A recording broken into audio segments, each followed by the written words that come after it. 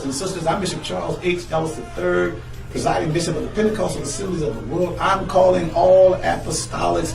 It is a time to make history. We're going to Washington, D.C., the National Ellipse in Washington, D.C. on Friday, May the 4th, 2018 from 9 a.m. to 2 p.m. It is an apostolic prayer movement of huge and historic proportions. We're calling one, calling all. It's for the young, it's for the seasoned, it's for all ethnicities. If you're apostolic, we want you to meet us in Washington, D.C. Again, the date is Friday, May the 4th, 2018, 9 a.m. to 2 p.m. at the National Ellipse in Washington, D.C. You can get information on the apostolicprayermovement.org or PAWE.org. But listen, we're calling all apostolics. Meet us in D.C.